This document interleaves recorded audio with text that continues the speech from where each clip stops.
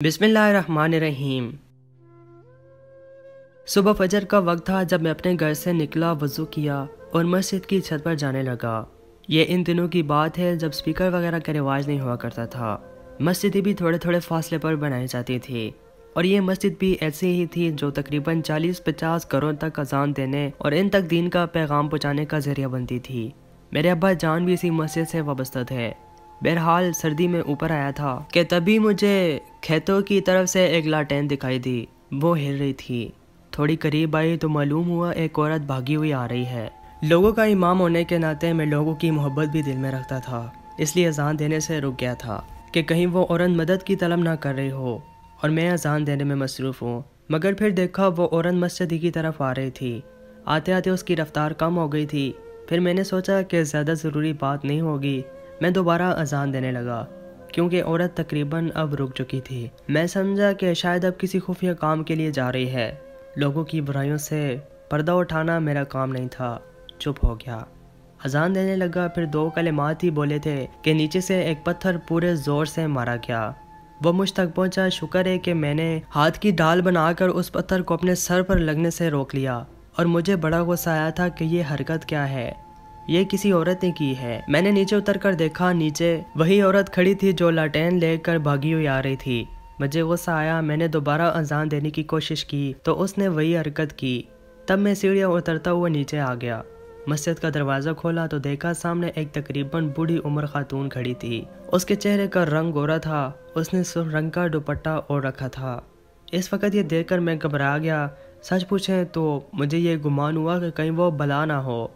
कौन हो तुम? मैंने हिम्मत करके पूछा।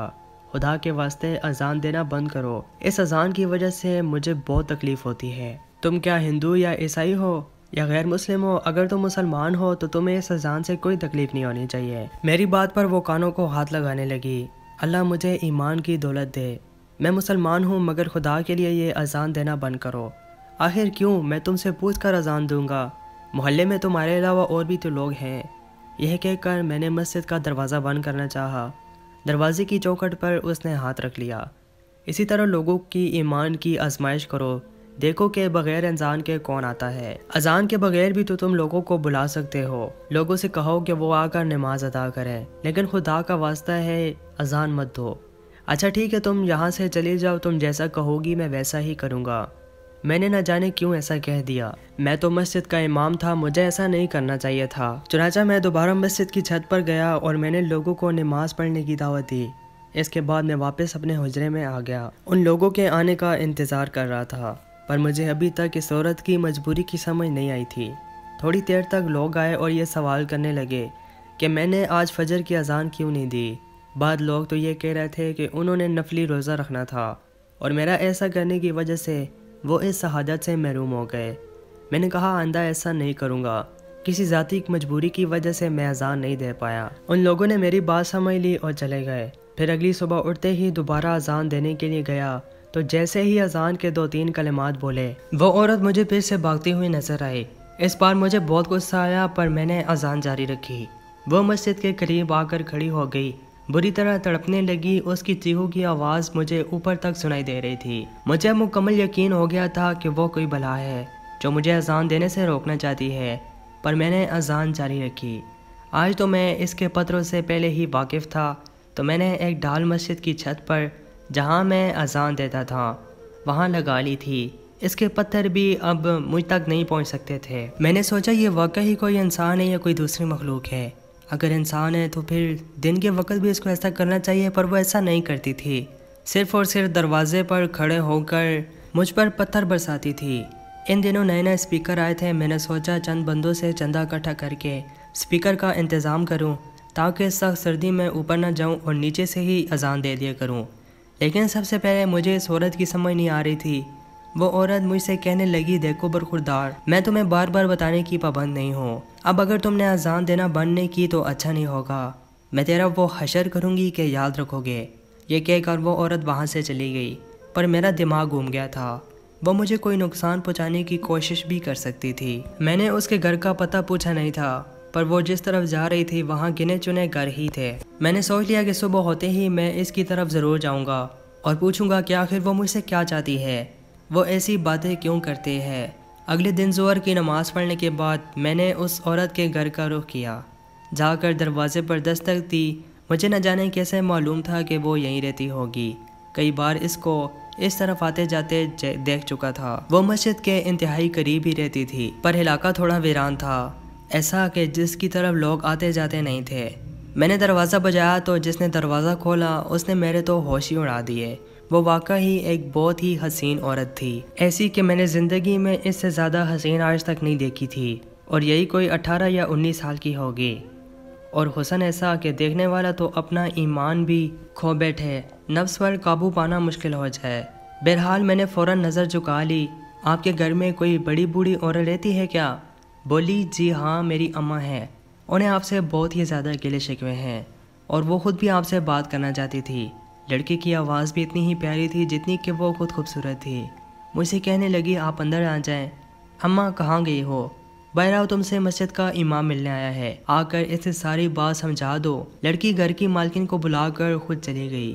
وہ عورت آئی اور کہنے لگی معاف کر دینا امام صاحب، میں روز ہی آپ کو تنگ کرتی ہوں، مگر آپ تو جانتے ہیں کہ میں بلا وجہ آپ کے پاس نہیں آتی۔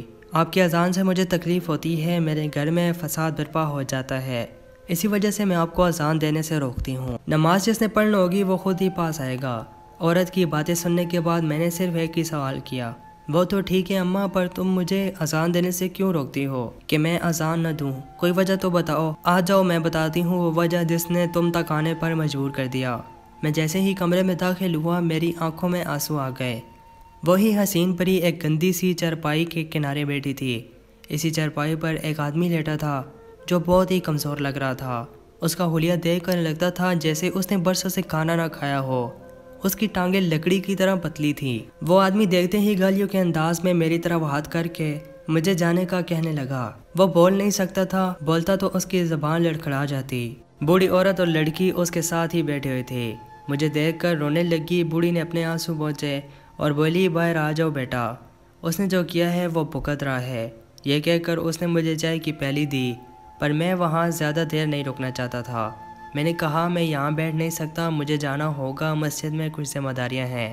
اس سے پہلے کہ میں وہاں سے اٹھا وہ لڑکی جسے دیکھ کر میرے ہوش اڑ گئے تھے باہر آئی اور اس عورت سے کہنے لگی امام مسجد کو گھر سے بھیجو ورنہ بہت برا ہوگا۔ مجھے عجیب سا لگا کہ ایک تو میں ان لوگوں کے گھر آیا، ان کی بات سنی، اور یہ میرے دشمنی بنے جا رہے تھے۔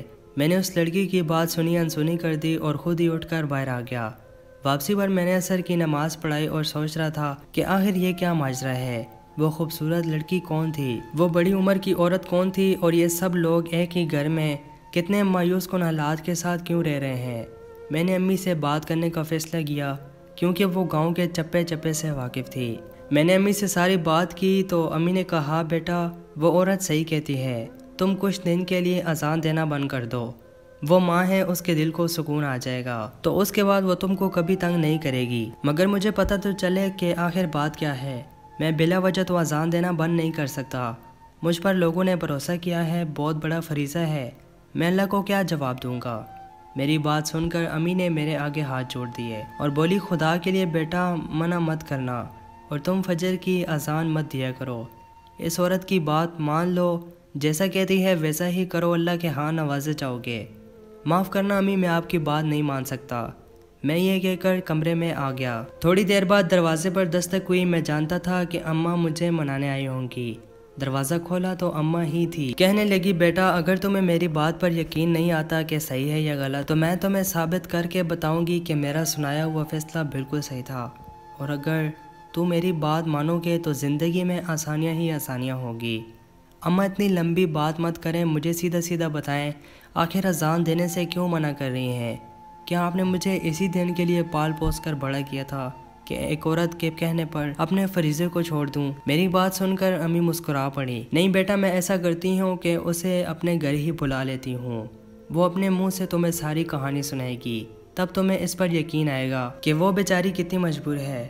ٹھیک ہے آپ اسے بلائیں، اگر مجھے اس کا جواب میں کوئی اعتراض محسوس نہ ہوا تو میں اس کی بات مان لوں گا، میں اذان نہیں دوں گا۔ مگر اس نے بلا وجہ مجھے اپنی باتوں میں لانے کی کوشش کی تو میں اس سے برا پیش آؤں گا۔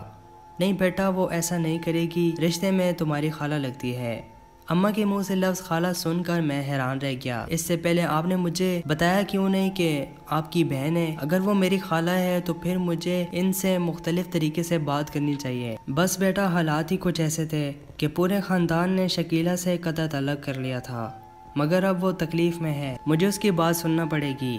फिर अम्मी उसी औरत को बुलाने के लिए चली गई, मगर तब तक मगरिब का वक्त हो चुका था। मैं मस्जिद आया, नमाज पढ़ाई, फिर तकरीबन इशा के बाद ही घर लौटा था। दरवाजे पर दस्तक दी तो अम्मा ने दरवाज़ा खोला और मुंह पर उंगली रखते हुए बोली, बेटा कोई ऐसी वैसी बात मत करना, वो तुमसे मिलने के लिए आई है, यानी मेरी बहन। ठीक है, आप बेफिक्र हो जाएं। ये कह कर अंदर कमरे में आया जहां उस मेहमान औरत को बिठाया गया था। उसकी पलकें झुकी हुई थी, दिल पर जैसे बहुत बड़ा बोझ था जिसे वो उतारना चाह रही थी। बेटा मुझे माफ़ कर दो, लेकिन मुझसे वादा करो, मेरी मुकम्मल बात सुनने के बाद तुमको मुझ पर तरस आया तो फिर तुम मेरी बात मान लोगे। मैंने कहा, बिल्कुल ऐसा ही है बेटा। ये उस वक्त की बात है जब मेरी नई नई शादी हुई थी। मैं इन दिनों अपनी शादी के नए दिन गुजार रही थी। मेरा शौहर मुझसे बहुत ही मोहब्बत करता था। मैं ये बात बिला झिझक कह सकती हूँ कि वो मुझे दुनिया की सबसे खूबसूरत तरीन औरत समझता था। और कहते हैं कि इंसान कभी कभी बेकदर हो जाता है, इससे अच्छी चीज़ की भी कदर नहीं रहती। मैं भी अपने शौहर से लड़ने लगी थी, शायद इसलिए कि मेरा शौहर बातें नहीं करता था। इस वजह से मैं अपने शौहर से दूर रहने लगी थी। मैं उससे कहती कि वो मेरे साथ बातचीत किया करे, मुझे टाइम दिया करे, पर वो ऐसा नहीं करता था। एक दिन मैंने अपनी सहेली से कहा कि तुम मुझे किसी आमिल के पास ले जाओ ताकि मैं अपने शौहर की तवज्जो हासिल कर सकूं। यूँ मैं पीर शाह के घर चली गई। पीर साहब का घर एक छोटी सी झोंपड़ी थी। मैं वहाँ गई, उससे मिली तो उन्होंने मुझे बहुत उम्मीद थी। कहा कि तुम्हारा शौहर तुम्हारे तलवे चाटेगा, मैं ऐसा पक्का काम करूँगा कि वो तुमसे कभी दूर नहीं जाएगा। वैसे भी तुम इतनी खूबसूरत हो, तुमसे कोई कैसे नज़र उठा सकता है। ये कहकर उस बाबे ने मुझसे बहुत नाज़ेबा हरकत करने की कोशिश की, पर मैं दूर रही। मुझ बेवकूफ़ को उस वक्त भी समझ न आई कि जो मैं कर रही हूँ वो गलत है। अगर उस आदमी की नीयत साफ़ होती तो वो मुझसे ऐसी बेहुदा बात ना करता। इसी तरह वो आदमी बार बार मुझे अपने पास बुलाने लगा। मेरे शौहर को मुझ पर शक हो गया और वो मुझ पर नज़र रखने लगा, लेकिन मैं कहाँ रुकने वाली थी। मुझे शायद इसी के जादू ने पागल कर रखा था। मेरे शौहर ने मुझे घर में कैद करने का सोचा, मगर तमाम कैदें तोड़कर मैं शाह के पास पहुंच जाती। उसने मुझ पर जादू कर दिया था। जब मेरे शौहर ने ये हरकतें देखी तो उसने मुझे तलाक दे दी। अब ये शाह जो मुझे शुरू से ही चाहने के दावे करता था, वो मुझे अपने घर ले गया। बोला कि तुमको मैं अपनी बीवी बनाऊंगा। मुझ पर भी मोहब्बत की आंधी फट पड़ी थी। यूं मैं उसकी बीवी बन गई और हमारे 2 बच्चे भी हो गए। वो दिन रात बुरे काम करता, गंदगी खाता और उसमें हाथ भी डालता। मुझे इससे बहुत घिन आती, लेकिन मैं फंस चुकी थी। यहाँ से निकलना मेरे लिए बहुत मुश्किल था। न जाने इसके साथ मेरे कितने साल यूं ही गुजर गए। उसने अपने बेटे को भी इसी काम पर लगा दिया और उसने भी खूबसूरत सी लड़की को जाल में फंसा कर उससे शादी कर ली। पर कहते हैं ना, अल्लाह से बेहतर इंतकाम लेने वाला कोई नहीं होता। जिस हालत में उस लड़के का बाप मरा था, इसी हालत में अब ये भी मरेगा। मैं ये कहूँगी मेरे शौहर का खात्मा बेईमान नहीं था, बल्कि वो इसी तरह गुमराही में मर गया। उसके बाद मेरे बेटे के सामने दीन या इस्लाम की बातें करते हैं तो वो बहुत परेशान हो जाता है, काटने को दौड़ता है, तबाही फैला देता है। मैं जानती हूँ इसका खात्मा ईमान पर नहीं होगा। मेरा बेटा पिछले 5 सालों से एक अमल उल्टा होने की सज़ा काट रहा है और मैं अपने बेटे को अजियत में देखती हूँ तो मुझे दुख होता है। ये कहकर वो औरत रोने लगी। मैं सोचने पर मजबूर हुआ कि इंसान को कुदरत सजा तो देती है। उस औरत ने एक नेक इंसान को छोड़ा था, उसके बाद ये दुनिया भर में जलील और रुस्वा हुई। अब अपने शौहर की कदर तो आती होगी, पर शौहर वापस नहीं आ सकता, क्योंकि ये रिश्ता ही ऐसा है जो एक बार टूट जाए तो दोबारा नहीं जुड़ सकता। दोस्तों, अगर आपको स्टोरी अच्छी लगी तो कमेंट सेक्शन में अपनी राय ज़रूर बताएं और मोहम्मद इस्माइल वॉइस चैनल को ज़रूर सब्सक्राइब करें और साथ में दिए गए बेल पर क्लिक करें।